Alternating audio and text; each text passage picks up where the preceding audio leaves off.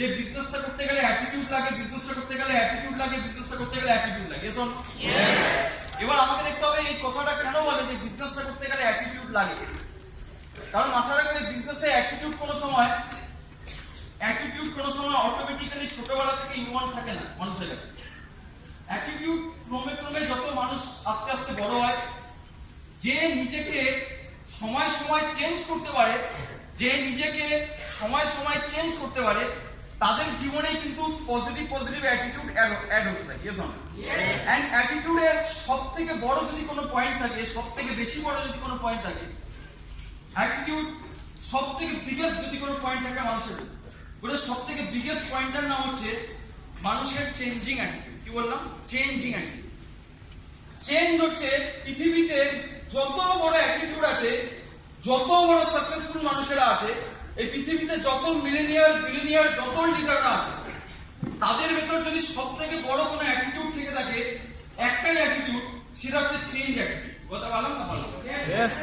আজকে smart ভ্যালিতে join করার পর আমি যেই চেঞ্জ করেছি, যদি স্মার্ট ভ্যালির আগে আমি একই থেকে গেছি, মানে স্মার্ট ভ্যালির আগে আমার ভিতরে যেই চেঞ্জেস ছিল, যেরকম ছিলাম আমি, যেরকম অ্যাটিটিউড ছিলাম, স্মার্ট ভ্যালিতে জয়েন করার পরে যদি আমি সেম অ্যাটিটিউড, সেম মানে কোনো চেঞ্জেস নেই, তার মানে আমাকে বুঝতে হবে বিজনেসে আমার আস্তে আস্তে ডেভেলপমেন্ট হচ্ছে না। কিন্তু যারা প্রতিনিয়ত মাসে মাসে সময় নিজেকে চেঞ্জ করে, তারাই কিন্তু ইন ফিউচারে বেশি করে অ্যাটিটিউড গুলোকে গেইন করতে পারে। এন্ড সেই জিনিসটা কি হয়, সেই জিনিসটাই টিমে কপি হবে, সেই জিনিসটাই বিজনেসে কপি হবে। আজ থেকে 5 বছর আগে সময় লড়াই সবার আলাদা হয়। আজকে হলে এখানে বসে আছে, অনেকের লড়াই থাকতে পারে, অনেকে লড়াই করছে টিম হচ্ছে না, তার লড়াই, হ্যাঁ দাদা টিম হচ্ছে না আমার, তার লড়াই করছে কেউ। মার্কেটে সবাই লড়াই করছে, সবাই ফাইটিং করছে।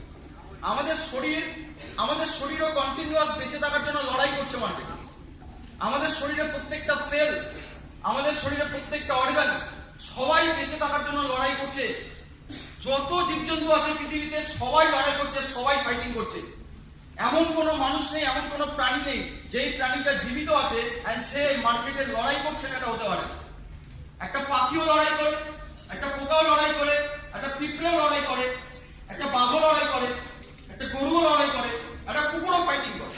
তার মানে পৃথিবীতে জীবন্ত প্রত্যেকটা মানুষ, প্রত্যেকটা প্রাণী প্রত্যেকটা সেকেন্ড লড়াই করছে। যে হসপিটালে বেডে শুয়ে আছে, যার হয়তো লাস্ট অবস্থা, 5 মিনিট বাকি, 2 মিনিট বাকি, সেও বাঁচার জন্য লড়াই করছে। কিছু মানুষ আছে অ্যাক্সিডেন্টে রাস্তায় পড়ে আছে, সেই মানুষটাও লাস্ট নিঃশ্বাস অবধি লড়াই করছে। তার মানে মাথা রাখতে হবে পৃথিবীতে প্রত্যেকটা প্রাণী কন্টিনিউয়াস লেভেলে লড়াই করছে।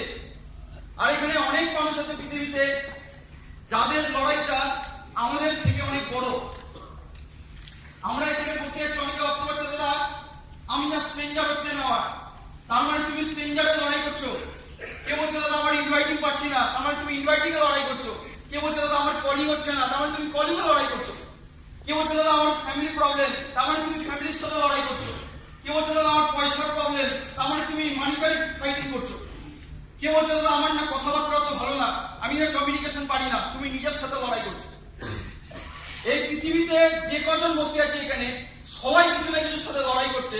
আর কিন্তু মাথা রাখবে আমরা যে লড়াই করছি, আমাদের থেকে অনেক বেশি লড়াই পৃথিবীতে প্রচুর মানুষেরা এখনো করে যাচ্ছে, কন্টিনিউ করে যাচ্ছে। করছে কি করছে না? যদি মনে হচ্ছে না কথাটা আমি খারাপ বলছি, একবার কোনো হসপিটালে গিয়ে দেখে নেবে যে লড়াই কাকে বলে।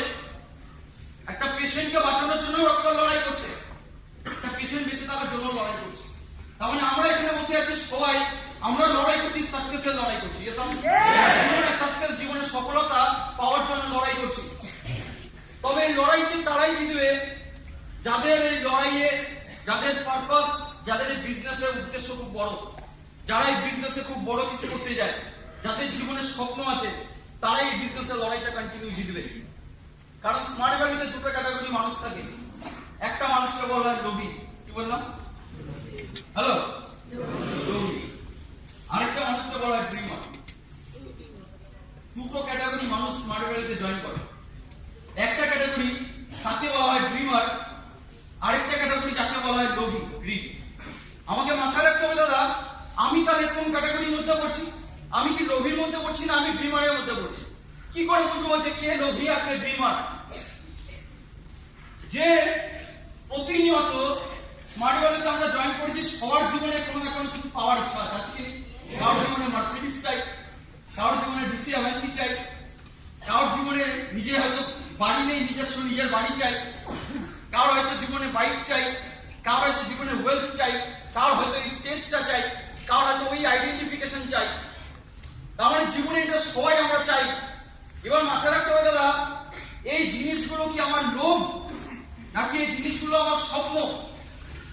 আর যদি মনে হচ্ছে দাদা এই জিনিসগুলো আমার স্বপ্ন, তাহলে পৃথিবীতে স্বপ্নকে অ্যাচিভ করতে গেলে সবাইকে ফাইটিং করতে হয়। যারা লোভী হয় তারা জীবনে ফাইট করতে চায় না, তারা জীবনে লড়াই করতে চায় না, তারা সবকিছু চায় বাট কোনো কিছু দিতে চায় না, ফাইটিং করতে চায় না। তার মানে বুঝবে দাদা তারা ড্রিমার না, তারা লোভী।